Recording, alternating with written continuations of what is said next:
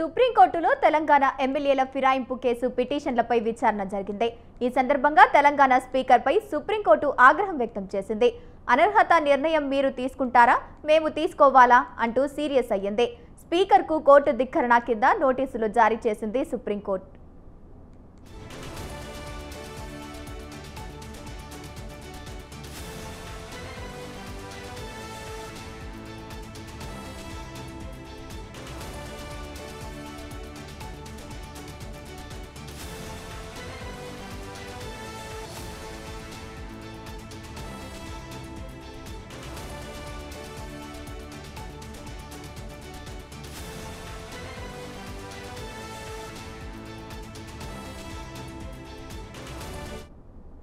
నాలుగు వారాల్లో సమాధానం చెప్పాలని ఆదేశించిన సుప్రీంకోర్టు రోజువారీగా విచారణ జరిపి నిర్ణయం తీసుకోవాలని సూచించింది.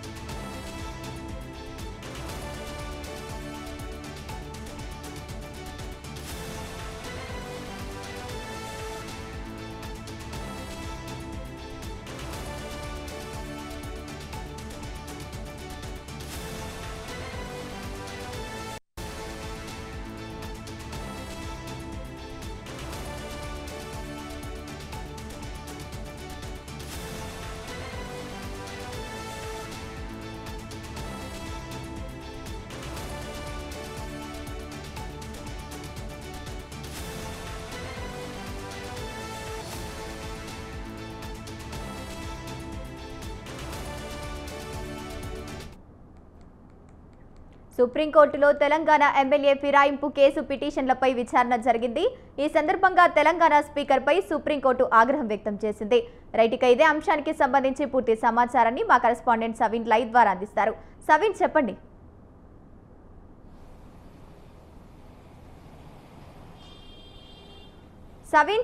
సుప్రీంకోర్టు పిటిషన్ వేసింది కదా, దీనికి సంబంధించిన అప్డేట్స్ ఏంటి?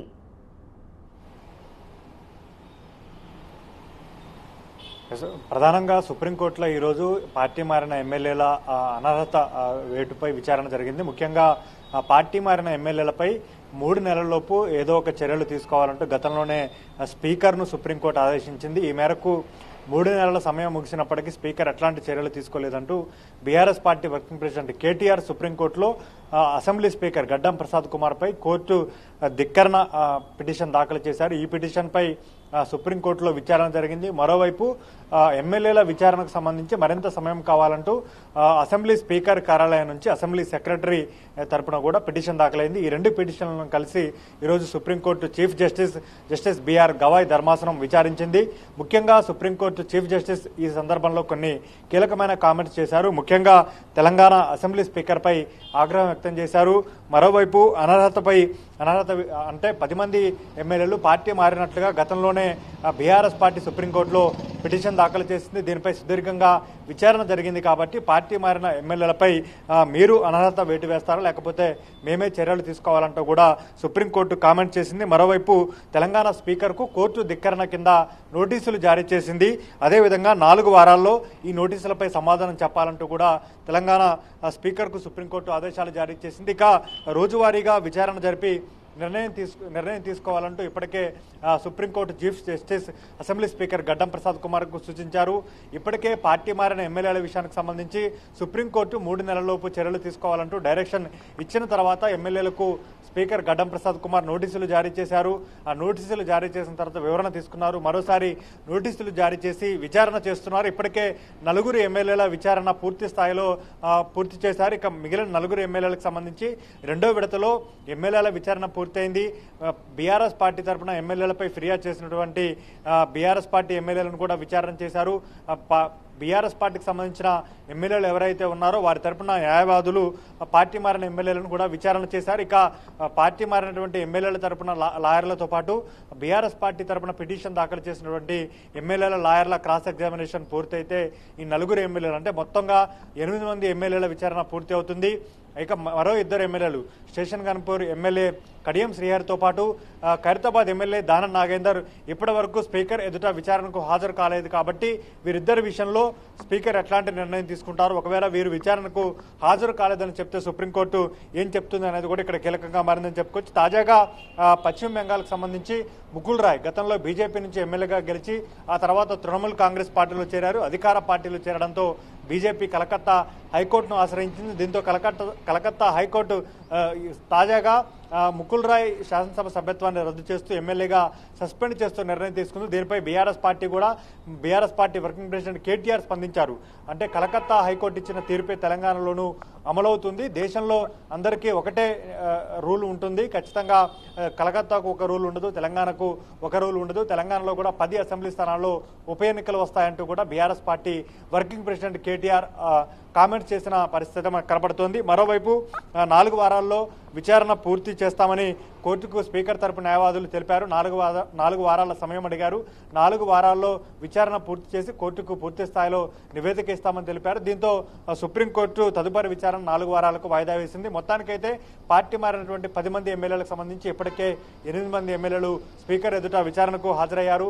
ప్రధానంగా తాము పార్టీ మారలేదు, బీఆర్ఎస్ పార్టీలోనే కొనసాగుతున్నామో, నియోజకవర్గ అభివృద్ధి కోసమే సీఎంని కలిశామంటూ గతంలో ఎమ్మెల్యేలు తెలిపిన పరిస్థితి మనకు కనపడుతుంది. ఇక 2వ విడతలో స్పీకర్ విదేశీ పర్యటన ముగించుకొని వచ్చిన తర్వాత 2వ విడతలో మరో 4 ఎమ్మెల్యేల విచారణ పూర్తి స్థాయిలో వారి విచారణ పూర్తి చేసిన తర్వాత మిగిలిన 2 ఎమ్మెల్యేల విషయంలో వారు ఇంకా 4 వారాల సమయం ఉంది. కాబట్టి 4 వారాల సమయంలోపు విచారణకు హాజరవుతారా లేదా అనే దాన్ని బట్టి స్పీకర్ ఒక నిర్ణయం తీసుకునే అవకాశం కనపడుతుంది. సుప్రీంకోర్టుకు స్పీకర్ ఏం చెప్తారు ఈ 2 ఎమ్మెల్యేల విషయంలో, మొత్తంగా మిగిలిన 8 మంది ఎమ్మెల్యేల విషయంలో స్పీకర్ ఇచ్చే నివేదికను బట్టి సుప్రీంకోర్టు ఒకవేళ స్పీకర్ చర్యలు తీసుకోకపోతే సుప్రీంకోర్టు చర్యల విషయంలో ఎట్లాంటి కామెంట్స్ చేస్తుంది, సుప్రీంకోర్టు మరోసారి ఎట్లాంటి డైరెక్షన్స్ ఇస్తుంది అనేది కీలకంగా మారింది. మొత్తానికైతే తాజాగా కలకత్తా హైకోర్టు ముకుల్ రాయ్ పై సస్పెన్షన్ వేటు వేయడంతో, సభ్యత్వాన్ని రద్దు చేయడంతో సుప్రీంకోర్టులో తెలంగాణలో 10 మంది ఎమ్మెల్యేల పిటిషన్ పై విచారణ జరుగుతుంది. కాబట్టి తెలంగాణలో కూడా 10 మంది ఎమ్మెల్యేల పిటిషన్ పై విచారణ విషయంలో